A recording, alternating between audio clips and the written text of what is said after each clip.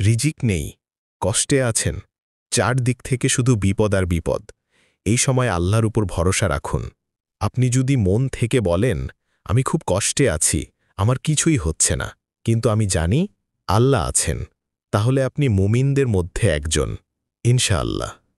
আল্লাহ তাআলা কোরআনে বলেন, ওয়ালা তাইয়্যসু মির রাউহিল্লাহি ইন্নাহু লা ইয়াইয়্যসু মির রাউহিল্লাহি ইল্লাল কওমুল কাফিরুন।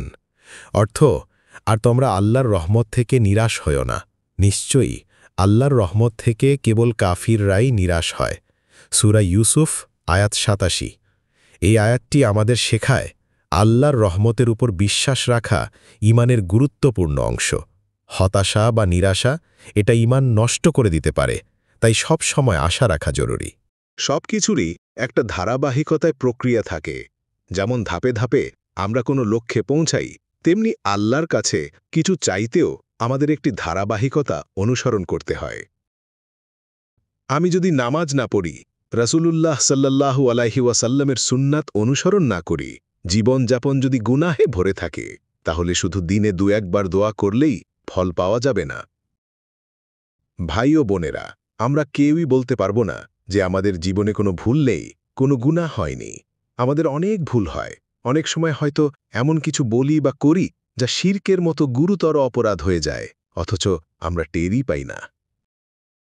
তাই সবচেয়ে প্রথমে আমাদের করণীয় হল আল্লাহর কাছে ইস্তেগফার করা, তাওবা করা। রাসূলুল্লাহ সাল্লাল্লাহু আলাইহি ওয়াসাল্লাম বলেছেন, যে ব্যক্তি ইস্তেগফারকে নিয়মিত করে নেয়, আল্লাহ তাকে সব সংকট থেকে উদ্ধার করেন এবং এমন জায়গা থেকে রিজিক দেন যা তার কল্পনাতেও ছিল না। সুনান আবু দাউদ। তাই বেশি বেশি ইস্তেগফার করুন, আস্তাগফিরুল্লাহ ওয়া আতুবু ইলাইহি। এরপর এটিও পড়তে পারেন, আস্তাগফিরুল্লাহাল্লাযী লা ইলাহা ইল্লা হুয়াল হাইয়ুল কাইয়্যুম ওয়া আতুবু ইলাইহি।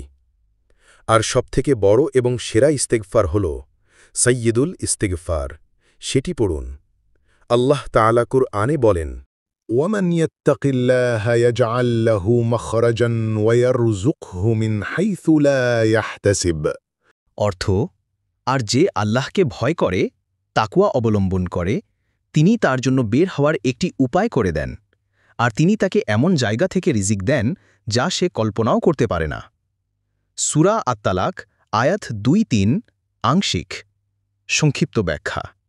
এই আয়াতে আল্লাহ তাআলা বলেছেন, যে ব্যক্তি সত্যিকারের তাকওয়ার অর্থাৎ আল্লাহ ভীতির সাথে জীবনযাপন করে, আল্লাহ তার জন্য কঠিন পরিস্থিতি থেকেও মুক্তির রাস্তা তৈরি করে দেন। শুধু তাই নয়, তিনি এমন উৎস থেকে রিজিক দেন যা সে কল্পনাও করেনি, অর্থাৎ অচিন্তনীয়ভাবে সাহায্য আসে। রাসূল সাল্লাল্লাহু আলাইহি ওয়াসাল্লাম বলেছিলেন, জেনে রাখো, ধৈর্য সহকারে সফলতা আসে, কষ্টের সাথে আসে মুক্তি, আর দুঃখের পরই আসে সুখ। মুসনাদ আহমদ। আল্লাহ তাআলা কুরআনে বলেন, واستعينوا بالصبر والصلاة وإنها لكبيرة إلا على الخاشعين। অর্থ, তোমরা ধৈর্য ও নামাজের মাধ্যমে সাহায্য চাও, নিশ্চয়ই তা নামাজ অত্যন্ত কঠিন, তবে যারা বিনয়ী তাদের জন্য নয়। সূরা আল বাকারা আয়াত ৪৫। তাই ৫ ওয়াক্ত ফরজ নামাজগুলো পড়তে হবে। ধৈর্য ও নামাজ এই দুটি হল আল্লাহর পক্ষ থেকে দেওয়া প্রাকৃতিক ঔষধ। প্রতিদিন ১২ রাকাত সুন্নাত নামাজ আদায় করুন। ফজরের আগে ২ রাকাত, জোহরের আগে ৪, পরে ২ রাকাত, মাগরিবের পরে ২ রাকাত, এশার পরে ২ রাকাত। রাসূলুল্লাহ সাল্লাল্লাহু আলাইহি ওয়াসাল্লাম সুন্নাহ নষ্ট করা যাবে না। আল্লাহ তাআলা বলেন, فليحذر الذين يخالفون عن أمره أن تصيبهم فتنة أو يصيبهم عذاب أليم। অর্থ, যারা রাসূলের নির্দেশের বিরুদ্ধে যায় তারা যেন সাবধান থাকে, না হলে তাদেরকে কোনো ফিতনায় পতিত করা হবে অথবা যন্ত্রণাদায়ক শাস্তি তাদেরকে স্পর্শ করবে। সূরা নূর আয়াত ৬৩। রাসূলুল্লাহ সাল্লাল্লাহু আলাইহি ওয়াসাল্লাম বলেছেন, যে আমার সুন্নাহ থেকে বিমুখ হয় সে আমার উম্মত নয়। সহিহ বুখারী ৫০৬৩, মুসলিম ১৪০১। ফরজ ও সুন্নাত নামাজ বাধ্যতামূলক পড়তে হবে। নাফল ইবাদতের মাধ্যমে আল্লাহর কাছে সমস্যার কথা বলুন। রাসূলুল্লাহ সাল্লাল্লাহু আলাইহি ওয়াসাল্লাম বলেছেন, আল্লাহ বলেন, আমার বান্দা এমন কোনো আমল দ্বারা আমার নিকটবর্তী হতে পারে না যা আমার কাছে সেই আমলের চেয়ে অধিক প্রিয় যা আমি তার জন্যে ফরজ করেছি, আর সে নফল ইবাদতের মাধ্যমে আমার নৈকট্য অর্জন করতে থাকে যতক্ষণ না আমি তাকে ভালোবাসি। যখন আমি তাকে ভালোবাসি তখন আমি তার কান হয়ে যাই, যার দ্বারা সে শোনে। আমি তার চোখ হয়ে যাই, যার দ্বারা সে দেখে। আমি তার হাত হয়ে যাই, যার দ্বারা সে ধরে। আমি তার পা হয়ে যাই, যার দ্বারা সে চলে। সে যদি কিছু চায়, আমি তাকে দেই। সে যদি আমার নিকট আশ্রয় চায়, আমি তাকে আশ্রয় দেই। সহিহ বুখারী 6502। প্রতি ওয়াক্ত নামাজের আগে বা পরে 2 বা 4 রাকাত নফল নামাজ পড়ুন। নামাজের সিজদায় সুবহানা রাব্বিয়াল আ'লা বলার পর আল্লাহর কাছে যা চাওয়ার চেয়ে নিন। রাসূলুল্লাহ সাল্লাল্লাহু আলাইহি ওয়াসাল্লাম বলেন, সিজদায় থাকাকালীন বান্দা সবচেয়ে বেশি আল্লাহর নিকটবর্তী হয়। সহিহ মুসলিম 482। তাই সিজদায় বেশি বেশি দোয়া করুন। আপনি যে সমস্যায় থাকেন সেটির জন্য 2 রাকাত নামাজ পড়ুন। একবার এক সাহাবী বিপদে পড়ে রাসূলুল্লাহ সাল্লাল্লাহু আলাইহি ওয়াসাল্লামের কাছে এসে বললে, রাসূলুল্লাহ সাল্লাল্লাহু আলাইহি ওয়াসাল্লাম তাকে জিজ্ঞেস করলেন, তোমার কি অজু আছে? সাহাবী বললেন, না। রাসূলুল্লাহ সাল্লাল্লাহু আলাইহি ওয়াসাল্লাম তাকে বললেন, তাহলে অজু করো, তারপর 2 রাকাত নামাজ আদায় করো এবং আল্লাহর কাছে প্রার্থনা করো। মুসান্নাফ ইবনে আবি শাইবা, হাদিস সহিহ। এই হাদিস আমাদেরকে শেখায় কোনো সমস্যায় পড়লে সেদির জন্য অজু করে 2 রাকাত নাফল নামাজ পড়ে আল্লাহর কাছে প্রার্থনা করা। তবে খেয়াল রাখবেন, 3টি সময় নামাজ পড়া যায় না। 1. সূর্য যখন উদয় হয়, মানে যখন সূর্য উঠতে শুরু করে তখন থেকে প্রায় 15 মিনিট। 2. সূর্য যখন মধ্যাকাশে স্থির থাকে, মানে বরাবর মাথার উপর, এই সময়ে প্রায় 10 মিনিট। 3. সূর্য অস্ত যাওয়ার সময়, মানে মাগরিবের ঠিক আগে, তখন প্রায় 10 মিনিট। এই 3টি সময় ছাড়া বাকি সব সময়ে নামাজ পড়া জায়েজ আছে। একটা রোজা রাখুন। রোজা আল্লাহর কাছে নৈকট্য পাওয়ার অন্যতম মাধ্যম। রাসূল সাল্লাল্লাহু আলাইহি ওয়াসাল্লাম বলেন, আল্লাহ বলেন, রোজা আমার জন্য, আর আমি নিজেই এর প্রতিদান দেব। সহিহ বুখারী, হাদিস নম্বর 1761। রোজা আমাদের আত্মাকে পরিশুদ্ধ করে। ইফতারের সময় দোয়া কবুলের সবচেয়ে শক্তিশালী সময়। বেশি বেশি দুরূদ শরীফ পড়ুন। রাসূল সাল্লাল্লাহু আলাইহি ওয়াসাল্লাম বলেন, তুমি যদি শুধু আমার উপর দুরূদ পড়ো, কোনো দোয়া না করো, তাহলেও আল্লাহ তোমার দোয়া কবুল করে নেবেন। তিরমিজি। অনেক দুরূদ আছে, এর মাঝে দুরূদ ইব্রাহিমী সবচেয়ে দীর্ঘ ও ফজিলতপূর্ণ দুরূদ, যেটি আমরা নামাজের মাঝে পড়ে থাকি। সহিহ বুখারীতে ও মুসলিমে বারবার এসেছে, এটি সর্বোত্তম দুরূদ।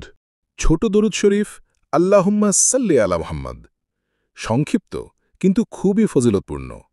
বেশিবার পড়া সহজ। দরুদ এমন একটি আমল যা আসমান জমিন কাঁপিয়ে দেয়।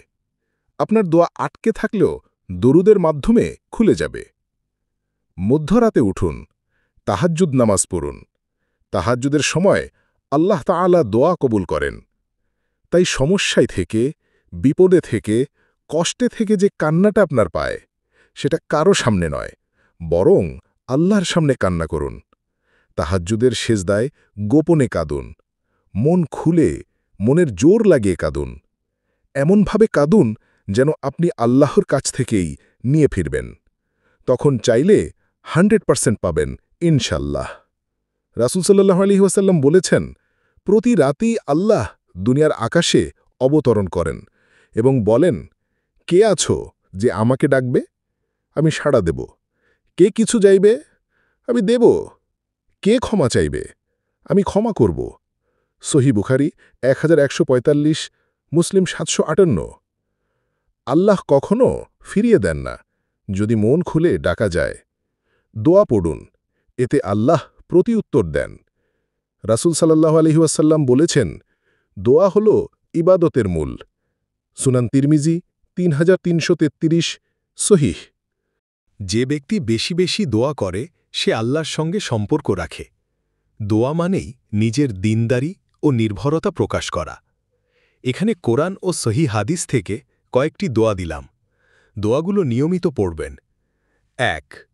হাসবুনাল্লাহু ওয়া নিমাল ওয়াকিল। 2.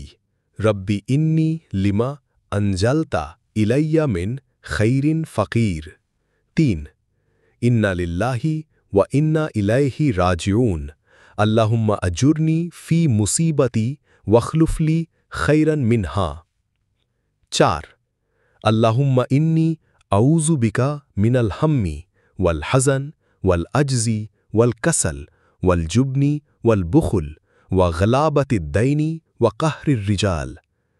ভাই বোনেরা, আল্লাহ কাউকে চিরকাল কষ্টে রাখেন না। হয় আল্লাহ আপনার ধৈর্য যাচাই করছেন, না হয় আরও ভালো কিছু তৈরি করছেন আপনার জন্য। দুনিয়ার সবচেয়ে সফল মানুষরাও শূন্য থেকে শুরু করেছেন। হযরত আইয়ুব আলাইহিসসালাম 18 বছর রোগে ভুগেছেন। সবকিছু হারিয়ে আল্লাহর কাছে বলেন, হে আমার প্রতিপালক, আমাকে কষ্ট ছুঁয়ে গেছে, আর আপনি তো দয়ালুদের মধ্যে সবচেয়ে দয়ালু। সূরা আম্বিয়া। আল্লাহ তাকে আগের চেয়েও বেশি দিয়ে দিলেন।